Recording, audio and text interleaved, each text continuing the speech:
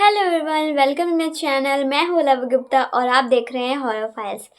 तो फ्रेंड्स, मैंने कल एक पार्ट पोस्ट किया था अतु कृष्णागिरी का। वो पार्ट 1 था और ये मैं जो बताने वाली हूँ अब ये पार्ट 2 है। उसके आगे मतलब प्रज्ञा का अब आगे क्या हुआ आप इस स्टोरी में सुनना।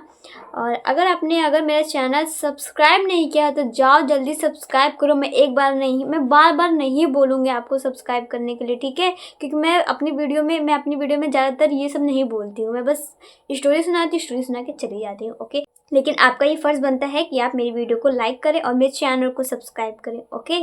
इससे ज़्यादा मैं कुछ नहीं बोलूँगी। तो चलिए बिना कुछ देरी किए स्टोरी को स्टार्ट करते हैं। अगर आपको लगता है प्रज्ञा का केस अतु कृष्णागिरी का अंत है तो आप गलत हो। प्रज्ञा के जाने के बाद जो हुआ वो उससे भी ज़्यादा खौफनाक था, क्योंकि अब पुलिस ने उस पहाड़ के अंदर जाने का फैसला किया और जो उन्हें मिला वो कई सालों से छुपा हुआ एक सच था। आज मैं आपको उसी सच्चाई के बारे में बताने वाली हूँ, ओके? अगर मेरी इस वीडियो को कोई न्यू व्यूवर देख रहे हैं तो पहले आपको ये स्टोरी समझ में नहीं आएगी जब तक आप इसका पार्ट 1 नहीं देखेंगे। इसलिए आप जाइए, सबसे पहले इसका पार्ट 1 देखिए, फिर आप पार्ट 2 देखिए और मैं इसका पार्ट 3 भी लाऊंगी। अगर इस वीडियो पे अच्छा रिस्पॉन्स हुआ तो मैं पार्ट 3 भी लाऊंगी, ओके? अब ओके बोलनी, अब ज़्यादा लोग कहेंगे कितना ओके बोल दिया है, ओके? तो अच्छा हाँ, एक मेरे वीडियो पे कमेंट आता है कि आपकी वॉइस से डर नहीं लगता, मज़ा आता है। अरे यार मेरी वॉइस से डर नहीं लगता। मैं कहानी इतनी हॉरर टाइप की बताती हूँ यार, तुमको डर भी नहीं लगता तो मैं क्या करूँ? अब मैं जितना अपने टोन को हॉरर ले जा सकती हूँ उतना मैं हॉरर लेके जाती हूँ। अब आपको खैर छोड़ो, नहीं लगता डर तो मज़ा आता है ना, तो बस एंजॉय करो। अच्छी बात है, डर नहीं लगता है ज़्यादा। जो लोग डरते हैं वो भी मेरी वीडियो देख सकते हैं। प्रज्ञा की पोस्टमार्टम रिपोर्ट ने पुलिस को कंफ्यूज कर दिया था। एक साइड फॉरेंसिक डॉक्टर कह रहे थे ये एनिमल अटैक नहीं है, दूसरी साइड मांस किसी ह्यूमन के बाइट जैसा था, पर ह्यूमन बाइट इतना डीप और वाइड हो ही नहीं सकता, ऐसा वो डॉक्टर्स का कहना था। इसलिए पुलिस ने अतु कृष्णागिरी के नीचे वाले रीजन में सर्च टीम भेजी और यहीं से स्टोरी का असली अंधेरा शुरू होता है। सर्च टीम ने पहाड़ के नीचे कुछ अजीब पैटर्न्स नोटिस किए। मिट्टी में लड़की के पैरों के फुटप्रिंट्स, लेकिन वो एकदम सीधी लाइन जा रहे थे जो नॉर्मल ह्यूमंस चल ही नहीं सकते, उल्टे साइड था। 1988 और 2004 में मिसिंग हुए लोगों के नेम के ब्रेसलेट मिले मिट्टी में दबे हुए। एक पुराना ब्लड स्टेन दुपट्टा जो फॉरेंसिक ने बोला मिनिमम ये 15 साल पुराना है। टीम ने सोचा शायद ये पूजा पाठ की जगह होगी, लेकिन उस रात कुछ ऐसा हुआ जिससे टीम के 2 मेंबर्स ने रिजाइन ही कर दिया। सर्च टीम के लॉग्स में लिखा हुआ है, रात को 2:30 बजे एक टनल के अंदर से किसी लड़के की चीख सुनाई दी। ये वही चीख थी जैसा प्रज्ञा ने अपने फोन में रिकॉर्ड किया था, वैसा ही सेम टू सेम। जब टीम उस टनल में गई तो वहाँ हवा एकदम ठंडी थी, जैसे फ्रीजर ऑन हुआ हो। एकदम बहुत ही ठंडी, जैसे सर्दी आ गई हो, इतना ठंडा था वहाँ पे। सडनली टीम मेंबर राघव चिल्लाया, कोई मेरे पीछे सांस ले रहा है। और टॉर्च का लाइट जैसे ही पीछे गया, एक औरत की परछाई पीछे देखने को मिली। फेस नहीं, सिर्फ एक आउटलाइन, जैसे हवा में कोई खड़ा हो। और मैं आपको यहाँ पे बताने वाली हूँ कि मैं इसका पार्ट 2 पहले रिकॉर्ड की थी, बट यार वो सडनली लाइट चली गई थी। उसका क्लिप मैं अभी तक रखी हूँ, मैं आपको आगे मैं क्लिप आके आपको शेयर कर दूँगी, आपको वो क्लिप आगे दिखेगी। अब मुझे बहुत डर लग रहा था।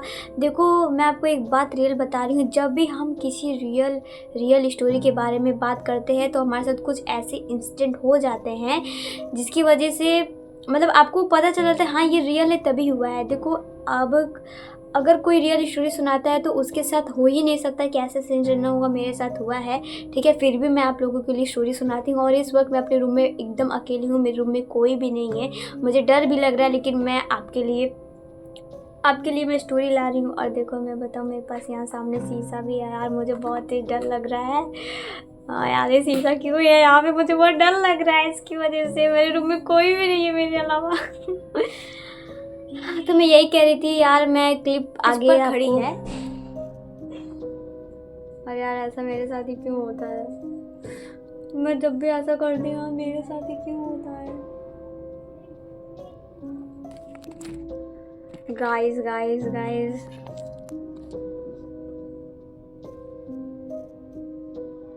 अच्छा मैं जब भी किसी रियल हॉरर स्टोरी पे करती हूँ ना, तो मेरे साथ हमेशा ऐसा ही होता है यार। जब भी मैं रिकॉर्ड करती हूँ तो ही लाइट जाता है, ये राधा राधा राधा राधा राधा राधा बजा लेना। देखो भले ही यार शाम हो रही हो, लेकिन अब मैं शाम को रिकॉर्ड करूँ, भले ही यार शाम हो रही हो, लेकिन यार डर तो लगेगा ही ना।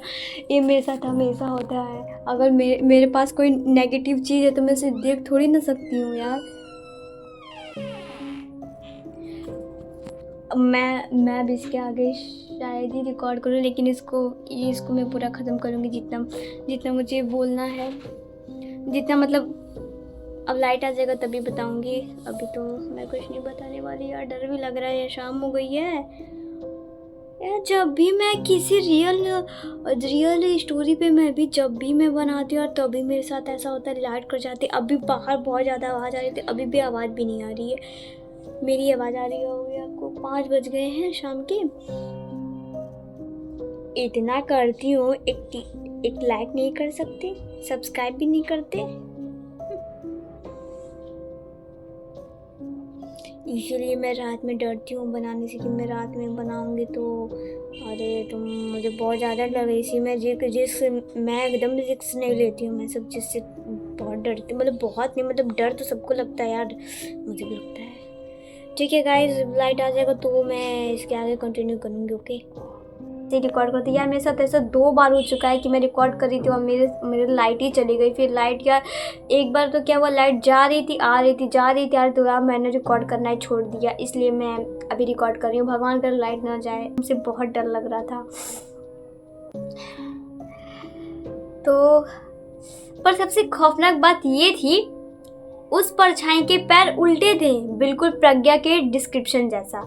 जब टीम भागने लगी तब टनल की दीवारें एकदम से करकराने लगी, जैसे कोई अंदर से खरोच रहा हो, अंदर से कोई नाखून से खरोच रहा हो। अब डर लग रहा है तुम लोग को मेरी वॉइस से? लग तो रहा होगा।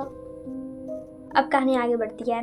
पुलिस ने जब लोकल से पूछा तो सब चुप रहे, पर एक 70 साल के पंडित ने सब सच बता दिया। वो कहते हैं 30 साल पहले यहाँ एक औरत का बलि दिया गया था। उसका नाम था रुक्मणी। उसने इन लोगों के खिलाफ आवाज उठाई थी और उसे जिंदा पहाड़ के नीचे गाड़ दिया गया। और जब उसका बलि दिया जा रहा था वो चिल्लाई थी, मैं लौटकर आऊंगी हर उस लड़की के लिए जिसको तुम जुल्म करोगे। पंडित की बातों का सबूत क्या मिला? पुलिस को पहाड़ के अंदर एक वुमेन साइज कैविटी मिली, जिसमें से पुराने ह्यूमन नेल्स और टॉर्न साड़ी के पीसेस निकले, जैसे किसी को जिंदा दबा दिया गया हो। और पुलिस के रिपोर्ट्स के हिसाब से जो 7 लोग मिसिंग हुए थे, उन सबकी एक सिमिलर डिटेल्स थी। सब नाइट टाइम में गायब हुए थे और सबको लास्ट बार औरत की चीख सुनाई दी थी। और सबका राइट शू वहाँ मिला, लेफ्ट शू मिसिंग था। मतलब राइट वाले पैर का उनको जूता मिला था और लेफ्ट वाले पैर का गायब था। जितने भी लोग मिसिंग हुए थे सबका यही सेम डिटेल था। फॉरेंसिक ने बोला ये एक्सीडेंट नहीं, ये एक पैटर्न है। बट पैटर्न बना कौन रहा था, ये सबसे बड़ा सवाल था। इसका जवाब पुलिस को एक वीडियो फुटेज से मिला। एक ट्रैकर ग्रुप के फोन के कैमरे में 4 सेकेंड की वीडियो रिकॉर्ड मिली। फोन टूट चुका था, पर SD कार्ड बच गया था। उसमें दिख रहा था एक लड़की हिल के एज पर खड़ी है और उसके पीछे एक ब्लैक स्मोकी आउटलाइन। उस आउटलाइन का फेस नहीं, सिर्फ एक फीमेल फिगर। और वीडियो के लास्ट सेकेंड में वो शैडो उस लड़की को पीछे की तरफ खींच लेती है और वीडियो कट। इस वीडियो को पुलिस ने पॉसिबल पैरानॉर्मल एविडेंस कहा, लेकिन लोकल्स ने बोला वो रुक्मणी है, पहाड़ का श्राप। दोस्तों, अतु कृष्णागिरी को आज भी रेस्ट्रिक्टेड जोन डिक्लेयर किया गया है। रात में यहाँ किसी को जाने नहीं दिया जाता है। प्रज्ञा का केस अब भी ओपन है और उसके फ्रेंड्स थेरेपी पे हैं।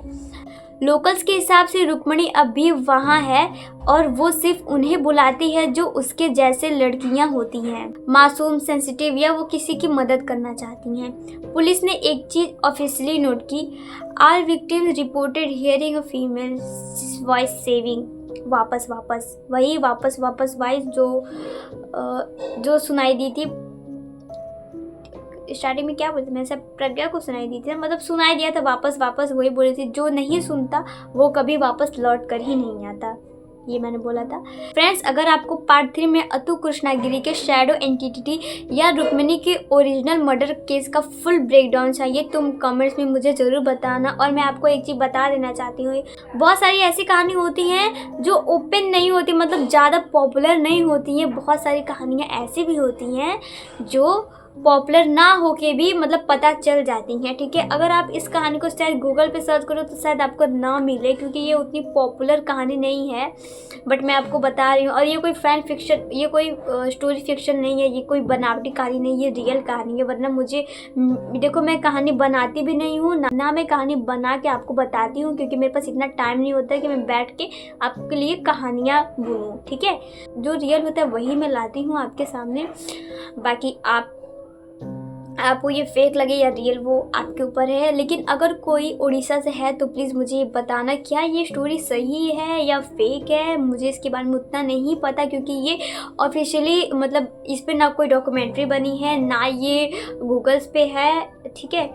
तो अगर आप उड़ीसा से हो तो प्लीज़ मुझे ये बताना कि ये रियल है या फेक है। वैसे अगर आपको वीडियो अच्छी लगी तो लाइक कर देना, मेरे चैनल को सब्सक्राइब कर देना और कमेंट करना अगर आपको पार्ट 3 चाहिए तो।